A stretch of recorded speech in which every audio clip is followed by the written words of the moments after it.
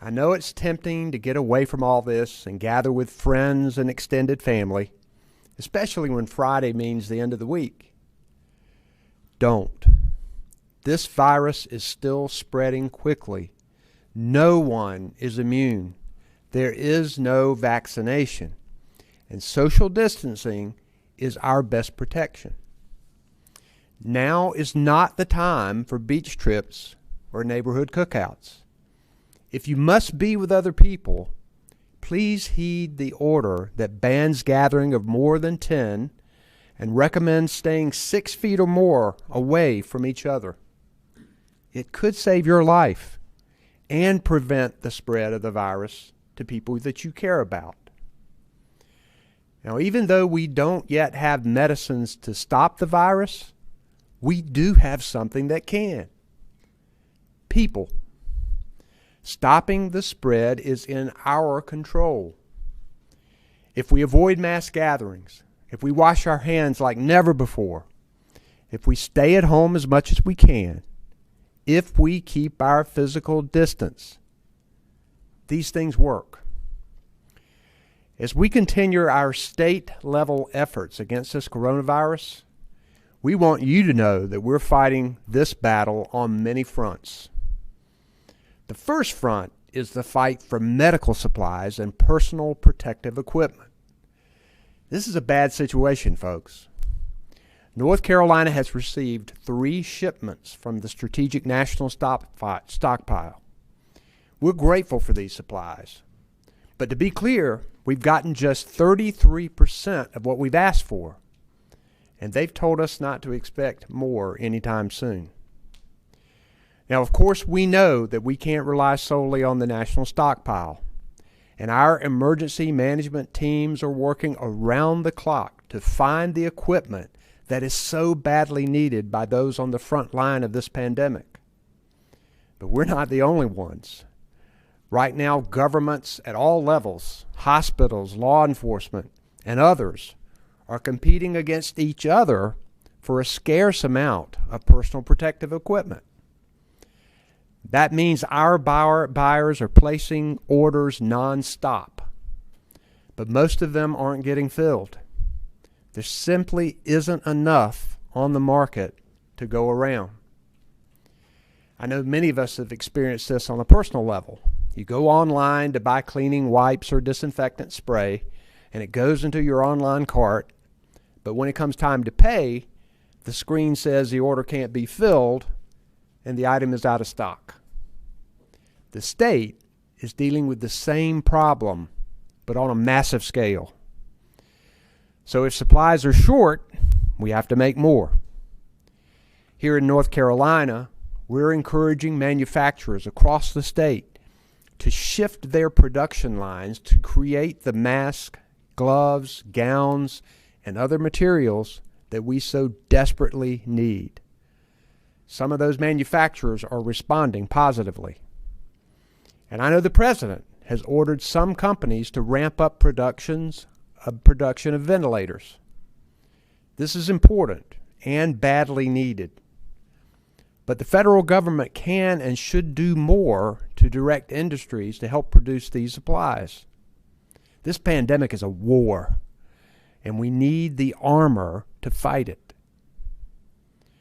Another front we're fighting is helping people whose jobs and livelihoods have been lost in the blink of an eye due to this cruel virus. Through executive order, I've made unemployment insurance more widely available. But we know that has also put unprecedented strain on the system. More than 100 times as many claims as usual have been filed.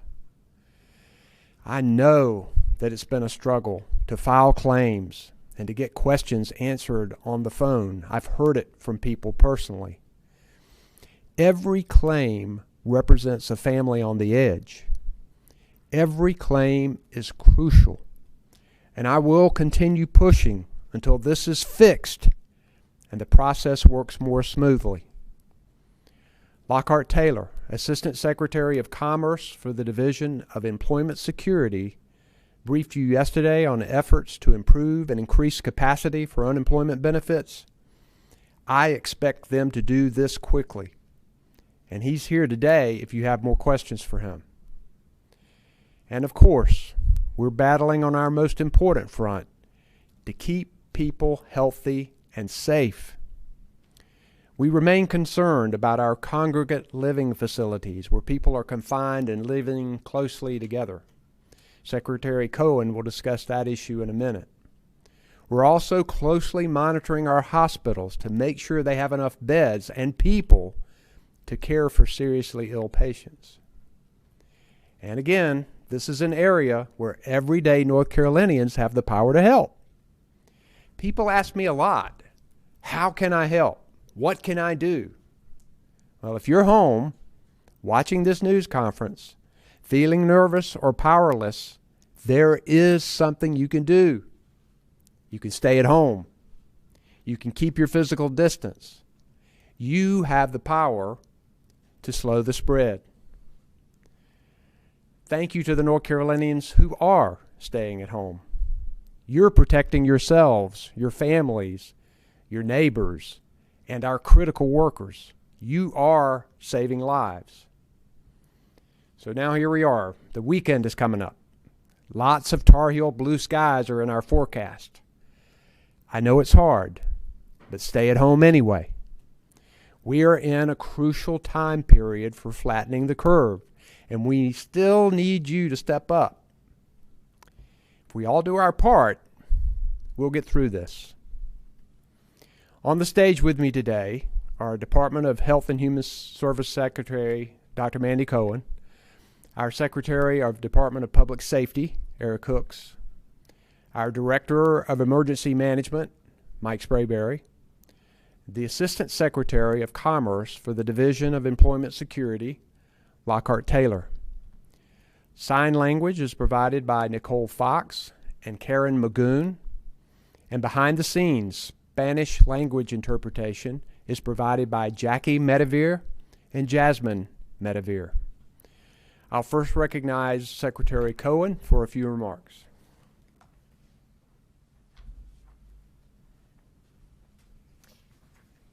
Thank you, Governor. I'll start with the rundown of the numbers, some of which the Governor just mentioned. As of this morning, we had 86 counties with cases. That's up from 61 counties just 1 week ago that had cases. And we're up to over 2,000 cases, 2,093 cases, up from only 764 cases 1 week ago. Of these cases, 43% are people ages 25 to 49, 29% are people ages 50 to 64, and 20% are in people older than 65. Today, we currently have 259 people who are hospitalized, and as the Governor mentioned, sadly, we've already had 19 deaths. On the testing front, we've completed nearly 32,000 tests across the state from labs that are reporting, but remember, not all do. And as the Governor shared, this is the first weekend under stay-at-home order. And I need to be honest, we've got to do better with complying with this order. People should only be out to buy food, to pick up medication or get health care, or if they're an essential worker, to go to work. I really need North Carolinians to understand this. We need to be doing everything possible right now to avoid overwhelming our hospitals in the future.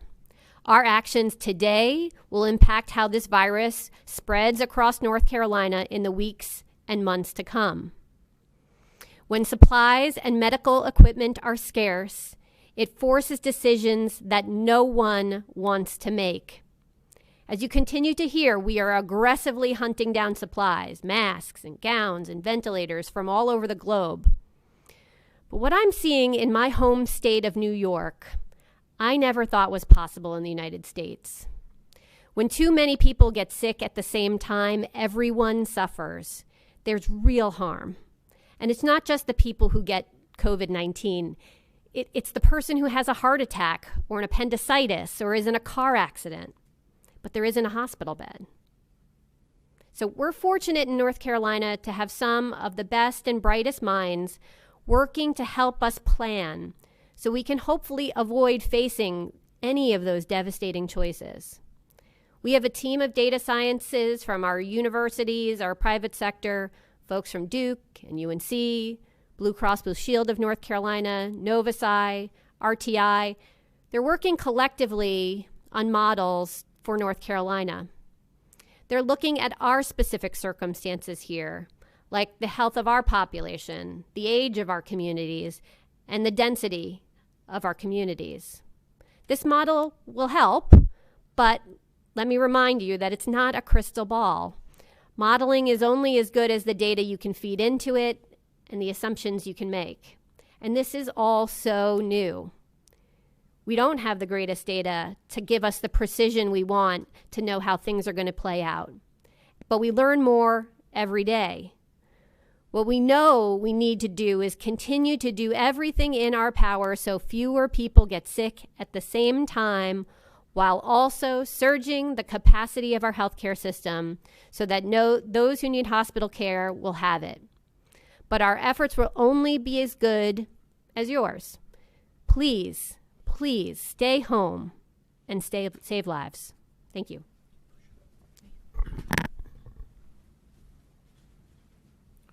Thank you, Dr. Cohen. I'll now recognize our Emergency Management Director, Mike Sprayberry. Mike. Thank you, Governor, and thank you for your leadership. Good afternoon.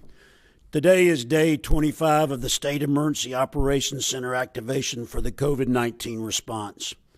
62 counties have activated their local emergency operations centers. 99 counties in the eastern band of the Cherokee Indians have declared states of emergency.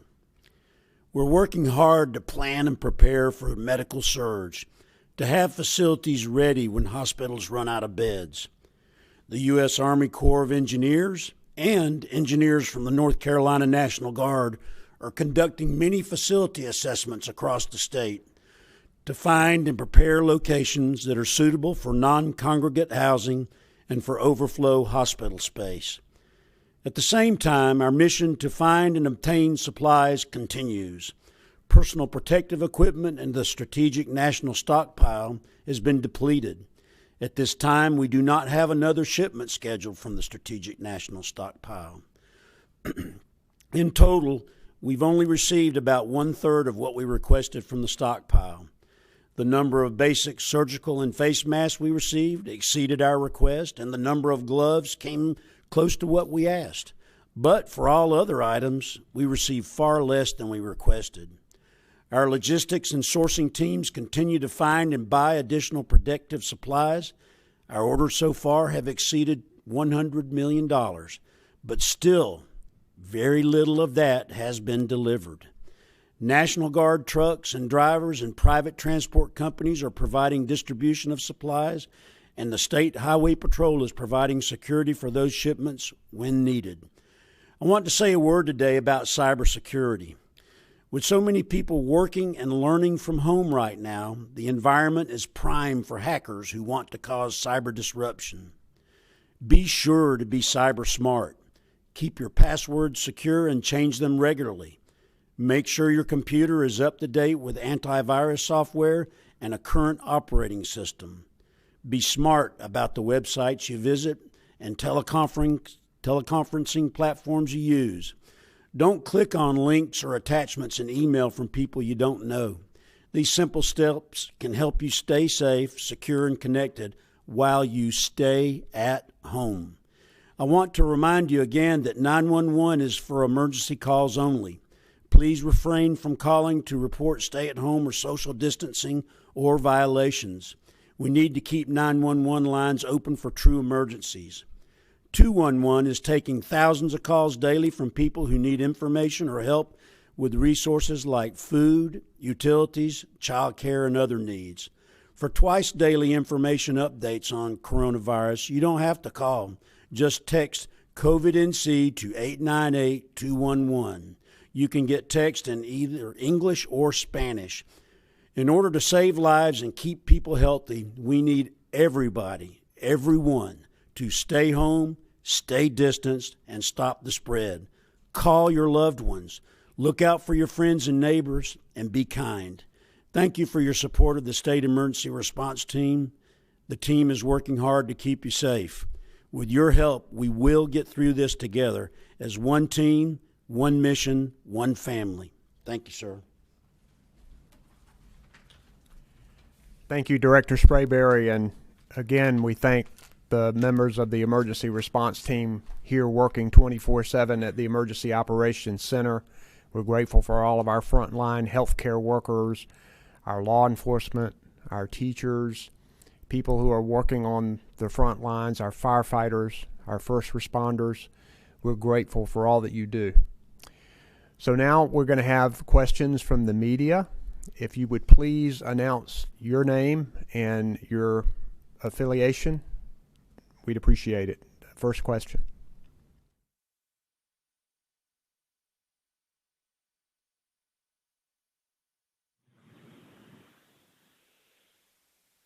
Hi, this is a two-part question on PPE. First, Alabama officials reported yesterday that 5,000 masks they had received from the national stockpile were dry rotted and had expired in 2010. So I first wanted to ask if North Carolina has had any problems with damaged or defective or expired PPE. And the second part of the question was, has North Carolina received any ventilators from the strategic stockpile? And if so, how many were initially requested? Thank you. Thank you for that question. Not only is it important for us to buy the quantity of the personal protection equipment and supplies that we need, it's important for us to have quality equipment that we receive. I have activated a number of members from the National Guard to help us with the unloading and checking of these supplies and to help us speedily get to the place that we need them to get. I'm going to call on Director Sprayberry, who might be able to answer your question more specifically about our request and what we're seeing on quality out there. Director Sprayberry. Thank you, Governor, and thank you for the question. We have received 3 shipments from the Strategic National Stockpile, as I have mentioned before. I've not received any report that any of that equipment is dry rotted, so that's something that we can take it under advisement and go back and check, but at this time, nobody's come to me and made that complaint. Regarding ventilators, what we have done is we have ordered ventilators. We expect to have some ventilators coming in next week, but we also have a significant number of ventilators on hand.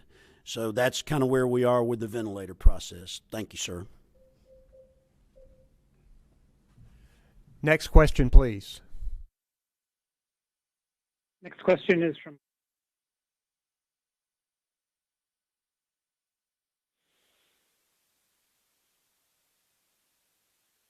Yes, please. The next question. From the Daily Reflector. Hi, this is Bobby from the Daily Reflector. I'm sorry, I actually put my hand up for the last press conference and didn't get answered, so maybe this is left over from that.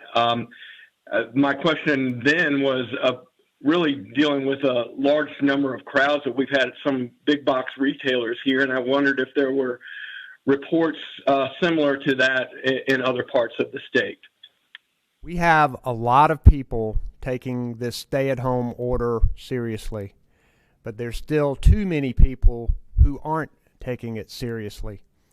We are urging employers, people who have retail stores, to make sure that the people, your customers and your employees, are at an appropriate social distance, and that you limit the number of people in your store if you can't do that. This is critically important, and we want people to think about if they really need to go to the store or not.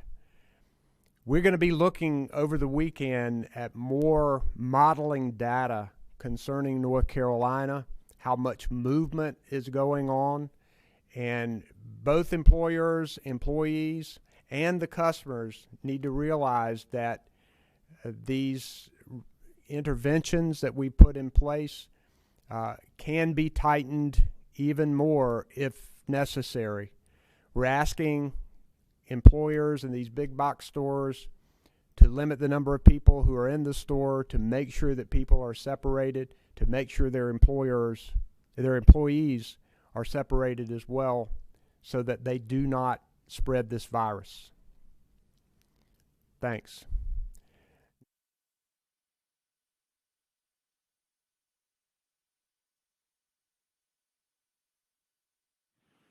Hi, Governor. You mentioned that you are encouraging manufacturers to shift the production lines to create gloves, masks, those kinds of personal protective equipment. Are there specific companies here in North Carolina that have agreed to do that? And if so, are you able to tell us about that? My other question is, are there first responders here in North Carolina, and if you have numbers, who have tested positive for the coronavirus? As to the first question, we have met with manufacturers in North Carolina who have agreed to change their production lines to make personal protective equipment. We don't want to reveal the names of those manufacturers just yet. We want to make sure that North Carolina can participate and receive items that they produce, and as soon as we can make those names public, we will. I have a lot of confidence in the ingenuity of North Carolina manufacturers. North Carolina has been a manufacturing center for decades, and many of them want to step up and to do what's right here. So we're hoping to announce that soon. As to first responders, do we have any information on that? I don't think we have any information on first responders who have tested positive, but we will try to get that information for you. Next question, please.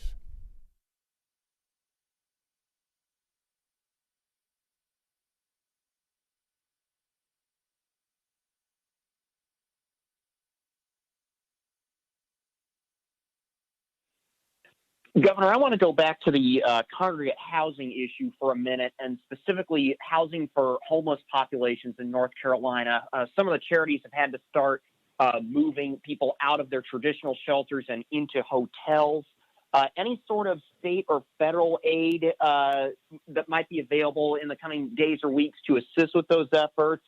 Any sort of supplemental housing you might be looking at specifically for those type of operations? And then finally, any advice generally you would have to those type of operations? Thank you. As you know, I've issued a stay-at-home order.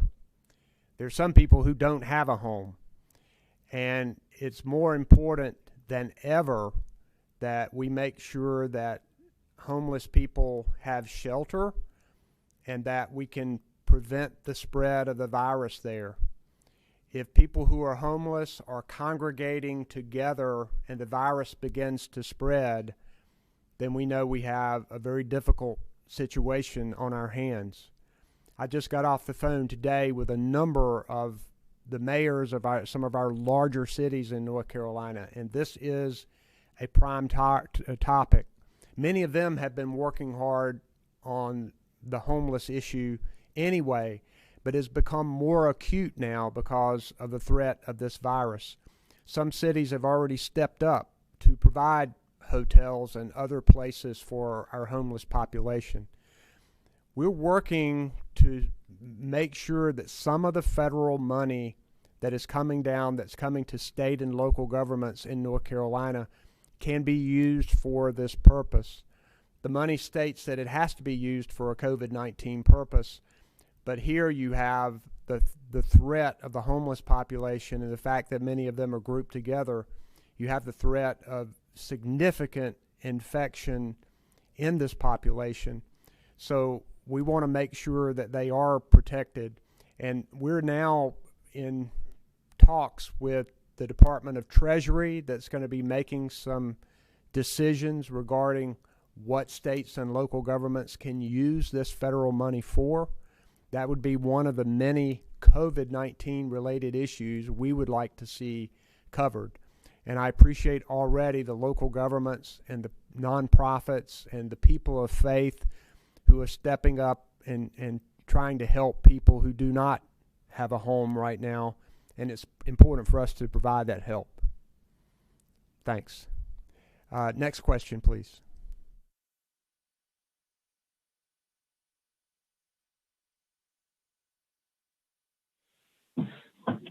Hello, Governor Cooper. My question regards local tourism development authorities. I'm curious if you in your executive function have considered waiving some of the restrictions that require those authorities to spend their funds specifically on tourism promotion and address local needs in economies that have been battered by COVID-19. Those decisions on that kind of tax money that is collected are made by the local governments, but also have to be enacted or changed by the legislature. And I'll tell you, we are in a different time right now. The world is turned upside down for many families in our state, and we're living in a situation that is unprecedented. So I think we're going to have to be very innovative about how we govern and how we responsibly use taxpayer money that people are paying. So I think that all options are on the table here regarding how we're going to best respond to this COVID-19 response, to look at our tax revenue, to understand that because of the hard hit our economy is taking, that probably all of our areas of tax revenue are going to be decreased. So we have to be careful at all times about how tax money is invested, but now particularly we're going to have to make some hard choices. That can just be one of the areas that we can be looking at to make sure that we're investing in things that help us, number one, reduce the spread of this virus, number two, help people who are sick from the virus, and number three, help cushion the blow to the economy that we've experienced because of this. Thanks for that question, and could we have the next one, please?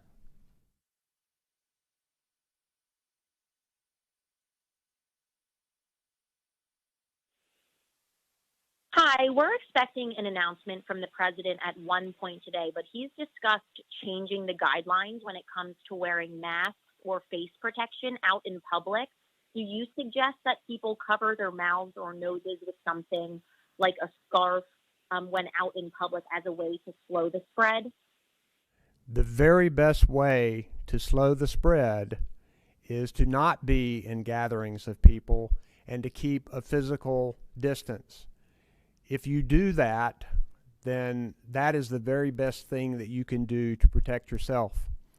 The studies are mixed on wearing a mask. The first thing I would tell you is that we want our frontline healthcare providers and people who are dealing directly with the public to be first in line to get masks and other protective equipment. And as you've heard from this press conference today, that is in short supply. But I know Dr. Cohen and Dr. Tilson, our state health director, have been in conversations with the CDC and others about this, and I'm going to let Dr. Cohen address the issue of masks in public. Thank you, Governor. I think that's exactly right, with wanting to make sure masks are first prioritized to our healthcare workers, first and foremost. But then as we think about whether masks are appropriate for those of us who are maybe just going out to the grocery stores or the pharmacy, and again, our best way to slow the spread of the virus is to be staying home. But for those who are thinking about wearing masks, I think that can be one component of protecting folks from the spread of the virus. Again, the mask has to be used appropriately, and you want to always be doing the tried and true things of washing your hands. We worry when people wear masks, they think that that is a one-size-fits-all for protecting themselves and our community. But the tried and true things that work are washing your hands, wiping down those surfaces, and of course, keeping social distance. Thanks.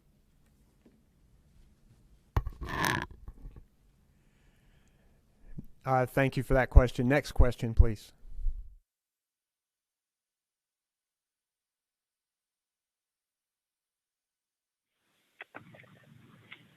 Hey, Governor Cooper. I wanted to ask first, how many state employees are working from home versus how many have to still go into the buildings? And also, why North Carolina is not getting the full supply request when other states are getting more?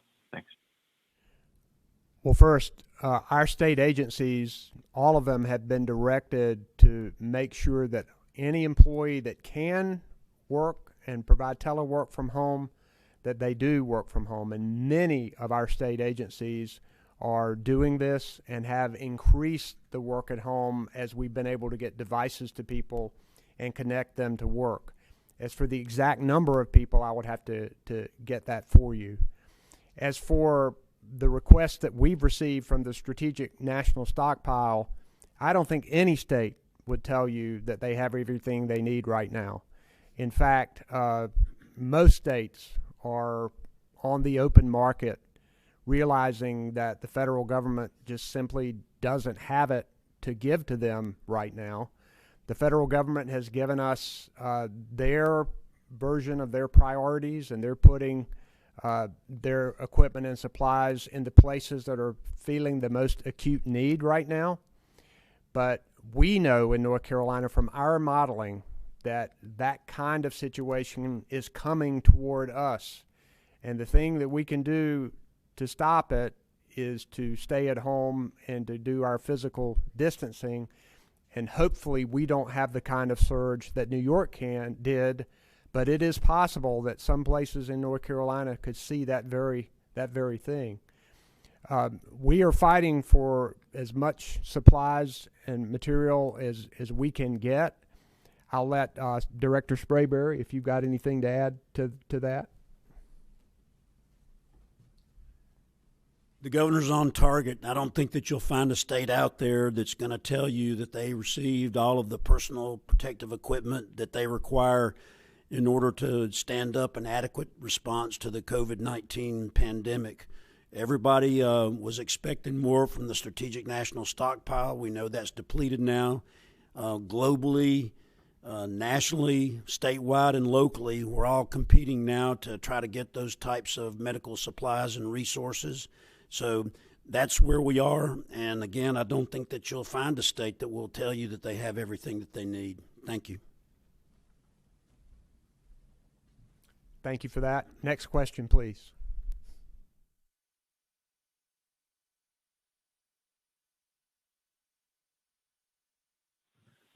Hi, thank you for taking my question. My name is Kate Martin with Carolina Public Press.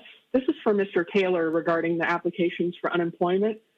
How long does it take to process the applications given the amount of people who are in line to be processed, and what percentage of those that are already reviewed have actually been approved? Thank you for the question. Right now, we are advising everyone that has filed a claim with Employment Security through our online system and has identified COVID as the reason for separation, that it do not expect a payment on that until 2 weeks after they file that claim. So far, as of this morning, we have paid a little over 41,000 individuals, a little over $10 million. That represents the number of claims that were filed up through Friday the 20th, I believe it was, following the governor's announcement. We are starting to get these monies out. These monies will continue to go out and larger amounts starting next week, as we saw the increase of claims that were being filed the week following. And was there another part to that question I missed?